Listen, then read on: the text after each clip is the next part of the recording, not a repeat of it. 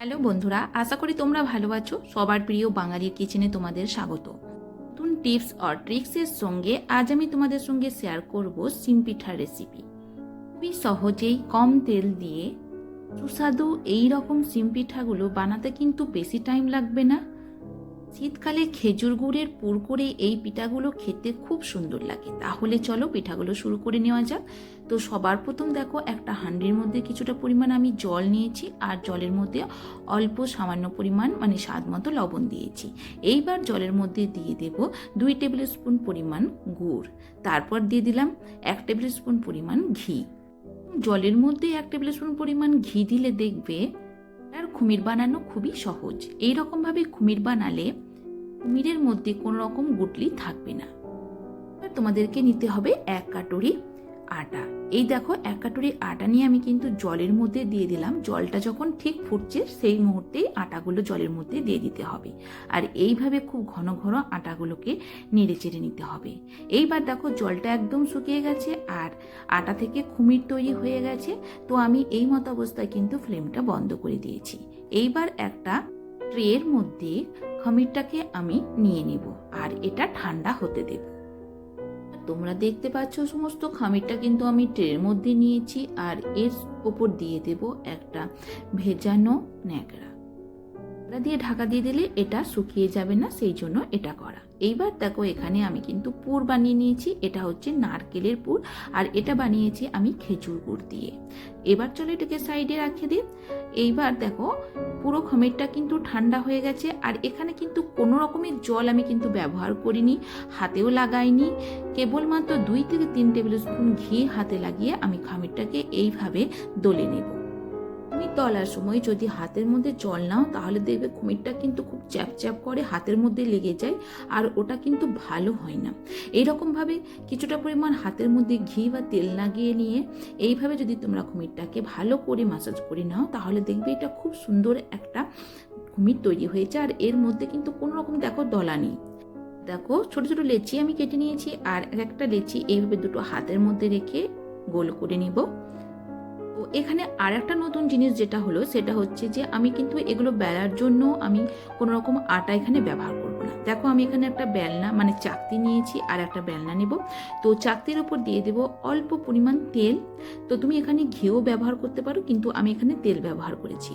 তো প্রথমে চাকতির উপর অল্প তেল দিয়ে তেলটা চাকতির মধ্যে লাগিয়ে দেবো।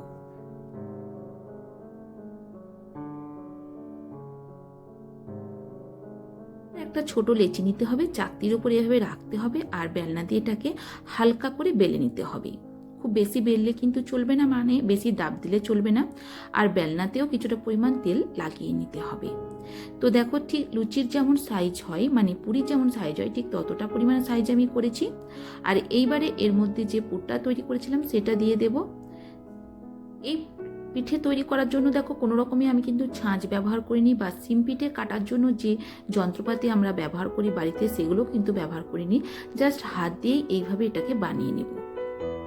ধীরে ধীরে এটার মুখটা খুব ভালো করে বন্ধ করে দিতে হবে। এই রকমভাবে করতে গেলে হয়তো টাইম একটুখানি বেশি লাগবে, কিন্তু তোমরা বিনা ছাঁচ দিয়েও এই পিঠেটা তৈরি করে নিতে পারবে। আর শীতকালে যদি খেজুর গুড় নারকেলের পুর দিয়ে এই পিঠাটা না বানিয়ে খাও তাহলে কিন্তু সারা বছর তোমরা এটার জন্য পস্তাবে। বছরে অন্য কোনো টাইমে কিন্তু এই পিঠাগুলো অতটা ভালো লাগে না। এইবার দেখো সমস্ত সিম পিঠাগুলো আমি কিন্তু রেডি করে নিয়েছি। এবার এগুলোকে ফ্রাই করতে হবে। আমি কিন্তু এগুলো তেলে ছাকবো না, সম্পূর্ণভাবে এগুলোকে ফ্রাই করব। তার জন্য একটা ফ্রাই প্যান গ্যাসের উপর চাপিয়েছি আর তার মধ্যে দেখো দিয়ে দিলাম সামান্য বলতে পারো 2 টেবিল স্পুন পরিমাণ অয়েল। যতটা পরিমাণ সিম পিঠে তাওয়ার মধ্যে ধরবে ঠিক ততটা পরিমাণ আমি দেব। তো আমার এখানে দেখো তাওয়াটা অনেকটা পরিমাণ বড়, তো আমি এখানে কিন্তু 8টা সিম পিঠে দিয়ে দেব। আমাদের মনে রাখতে হবে কুমিরের পিঠে কিন্তু খুবই নাজুক হয়, খুব নরম হয়। এগুলো কিন্তু বেশি দাবা যাবে না, হালকা হালকা করে এর তাওয়ার উপরে দিতে হবে যাতে করে এগুলো চিটিয়ে না যায়। খুব ভালো করে সাবধানে তোমাদেরকে এগুলো কিন্তু ফ্রাই করে নিতে হবে। দেখবে যখন খুন্তি দিয়ে এইভাবে তোমরা পাল্টে দিতে যাবে তখন কিন্তু এটা গায়ে লেগে কেটে যেতে পারে কিংবা হয়তো ছিঁড়ে যেতে পারে পুরোটাই। তো সেই সাবধানতা তোমাদেরকে নিয়ে কাজ করতে হবে। তো তো সিম্পিটাগুলো দেখো আমার পাল্টানো হয়ে গেছে। তো এইবার আমি কিন্তু তেলটা যে সাইডে ছিল সেটা এইভাবে কিন্তু একটু দুলিয়ে নিয়ে সমস্ত সিম্পিটার গায়ে লাগিয়ে দিলাম। আবারও দেখো 3 থেকে 4 মিনিট পর আবারও আমি পাল্টে দিচ্ছি। ঠিক এই রকমভাবে কড়া কড়া করে আমি সেঁকে নেব। পিঠাগুলো এরকমভাবে সেঁকলে কিন্তু খেতে খুবই ভালো লাগে। আর একটা কথা বন্ধুরা, এই পিঠা কিন্তু গরম গরম অতটা ভালো লাগে না, একটু যখন ঠান্ডা হয়ে যাবে মানে মোটামুটি 1 থেকে 2 ঘন্টার পর খেলে খুবই সুন্দর টেস্ট আসে। আর দেখো সমস্ত সিম পিঠাগুলোকে আমি স্যালো ফ্রাই করে নিয়েছি। এই হলো দেখো দেখতে কতটা সুন্দর হয়েছে, খেতে ঠিক ততটাই সুন্দর। আর ভিতর থেকে তোমাদেরকে দেখাবো পুরে ভরপুর একদম। বাঙালি বহু পিঠার মধ্যে এটা একটা অন্যতম পিঠা আর খেতে খুবই সুন্দর। ভিডিওটি ভালো লাগলে প্লিজ লাইক করো, শেয়ার করো, কমেন্ট করো আর আমার চ্যানেলটিকে সাবস্ক্রাইব করো। Thank you.